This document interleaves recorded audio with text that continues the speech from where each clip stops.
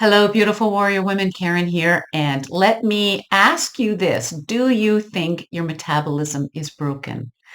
The good news is it's not. So I want to go through some factors that determine where your metabolism's at and show you how it's actually quite easy to get your metabolism back into working order again. So first of all, when we look at the research around subjects who have experienced extreme eating disorders like anorexia or bulimia, they have found that it's fairly fast, depending on the recovery time, the recovery strategy of the person to get their metabolism back in order.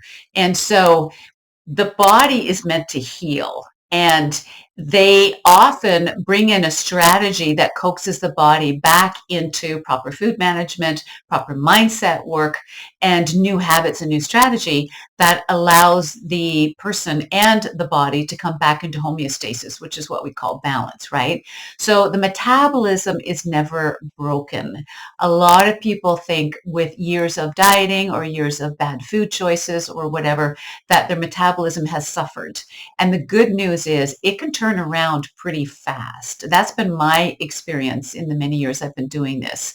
So what they have found, though, is a lot of people naturally think of age as the surefire way that the metabolism slows down, and it's actually not so.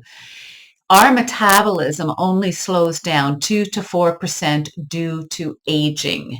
If we knew what to do for decades before with proper food, proper macros, proper lifestyle, proper movement, then our metabolism does not shift that much. The bigger problem that comes in is there's a slow change in the lifestyle. This is where we slow down with time naturally. We're not running after our kids at the park anymore. When we go to the beach, we're sitting reading a book instead of playing volleyball. Now, it can be confusing for some women, though, because this may be the first time, say at 40 or 50 years old, that they have taken on a structured exercise program. And they say, but I'm more active than I ever was before. But I always tell my clients the gym is not a weight loss place. It can strengthen your metabolism, but it is in the other 23 hours of the day where we have to focus. And so this is where we have to add everything up, and we have to add it in our activity, our movement, what we're doing during the day. A lot of us now have sitting jobs. Things change as we age. We don't always take the stairs, or we get a parking spot close to the front door.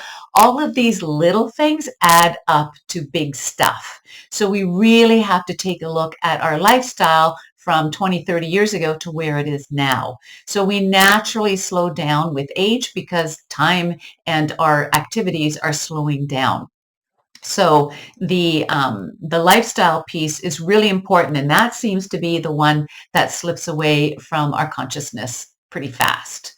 There's also the diet history. Of course, you have to look at diet history. If you've been a chronic dieter, if you've over-restricted, under-restricted food, or if you haven't been consistent in your food strategy, then the body will take notice. It has its own wisdom. And I talk a lot about this in a lot of my coaching work, because it's not just flesh and blood. It is there to survive, and it knows what it needs to do to right itself or to protect itself. When we have a colorful diet history, then the body gets nervous of what's coming up, and it will shut down the metabolism or plateau faster and longer the more diets you've been on, because it is just a habit that has become a lifestyle, and the body adapts.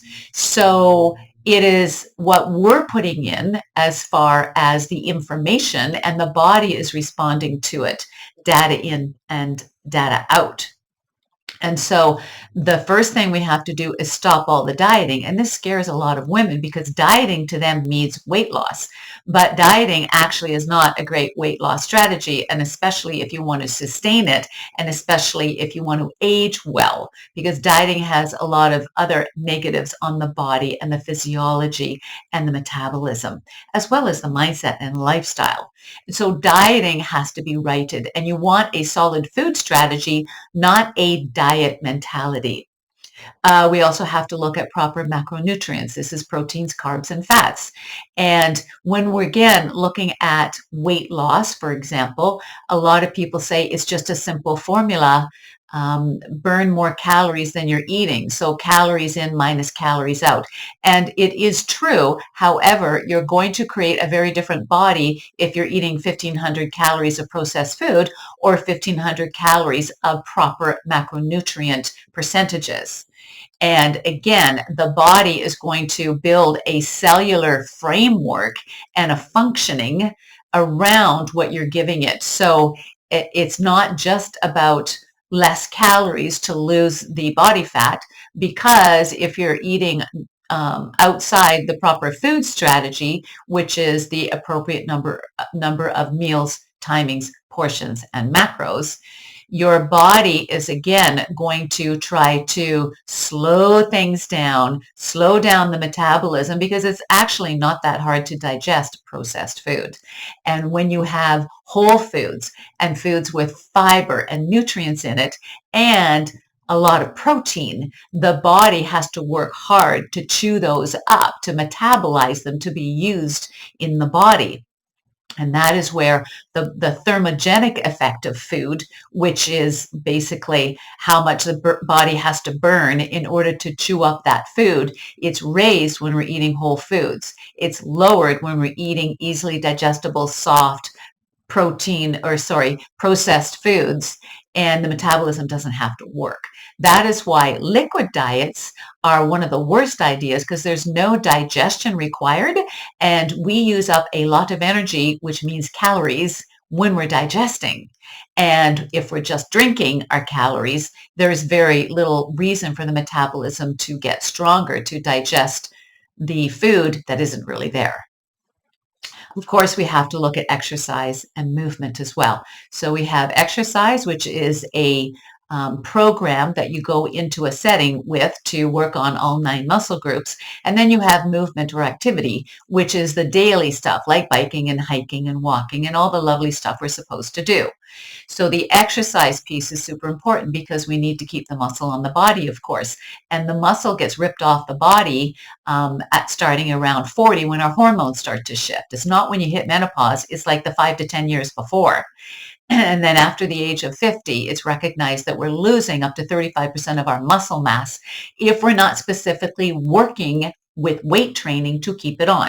And what that means is we have to hit every muscle group. So hiking and biking is not enough to keep the muscles on the back, the shoulders, the biceps, the triceps, the chest. It's very area specific.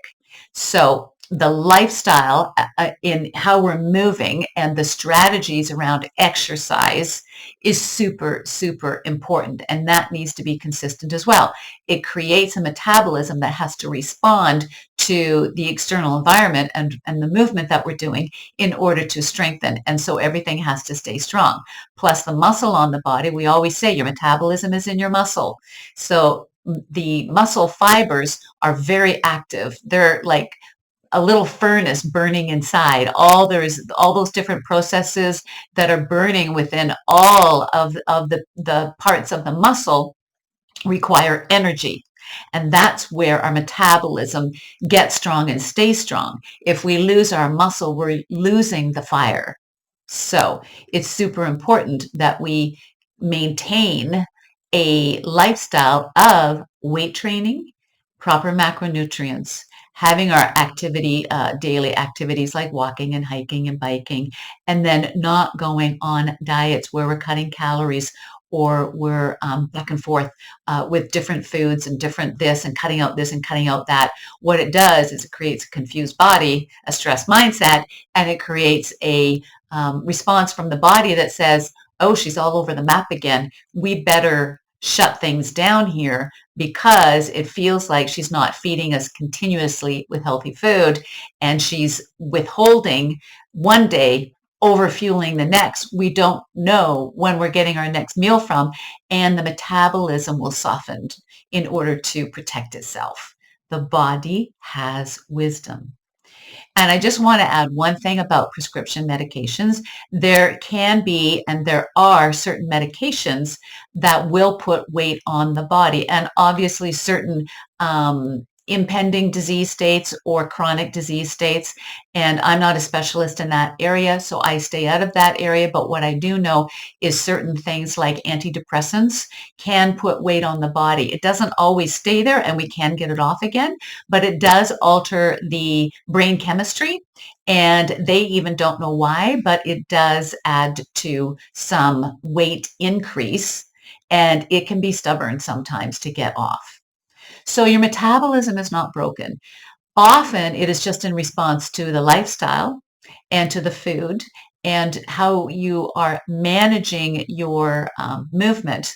And it is responding in a way with the input that's coming in.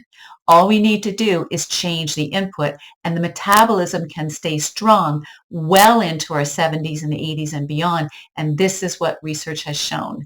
So if you feel that you have a slow metabolism or a soft metabolism, know that it can be enhanced, but also know, in my experience, most people think they have a slow metabolism when in fact it is an average metabolism that just has not been worked on at the appropriate level, and it will come up. But there's no magic to metabolism, and we can't make it any faster than it was in our 20s and 30s, but we can certainly return it to that kind of functioning level. All right, I hope that helps, guys, and I would love to hear your comments below. Thanks. Ciao.